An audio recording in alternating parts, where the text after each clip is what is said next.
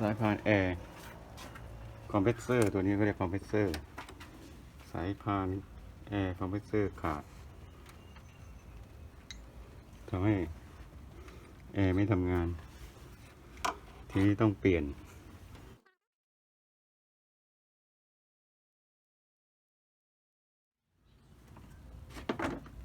ชักออกมา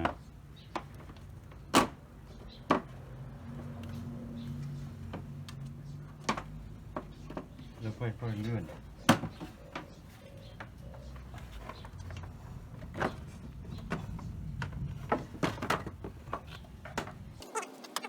ตัวนี้คือ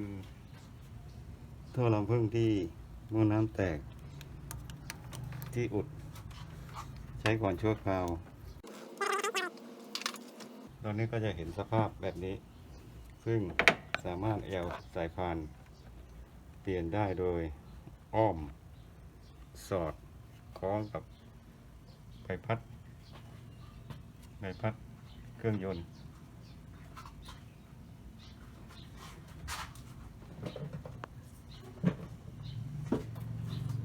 นี่คือสายพานที่เปลี่ยนใหม่แล้วก็ขาดแต่ว่านี่เป็นเส้นเก่าที่ไม่ขาดก็จะคล้องแบบนี้คล้องใบพัดมือคล้องได้แล้วก็มาคล้องกับตัวคอมเพรสเซอร์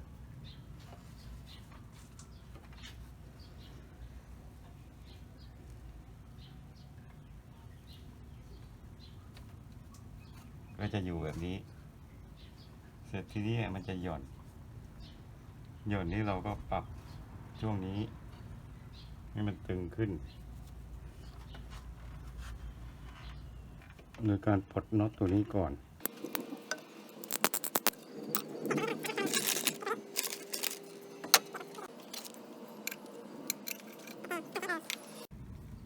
เสร็จปลดน็อตตัวนี้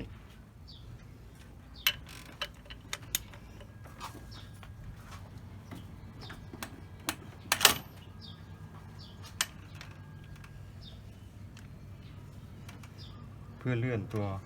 มูเล่สังเกตได้ว่ามันจะเลื่อนได้สำหรับในการตึงสายพานแล้วเราก็จัดสายพานให้มันดี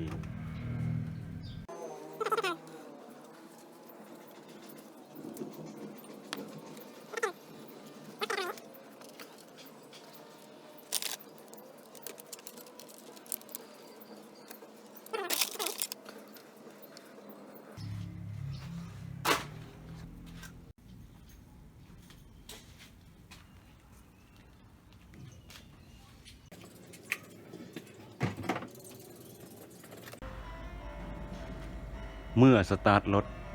ตัวมูเล่จะหมุนตามปกติเพราะว่าสายพานโยงติดกับเครื่องยนต์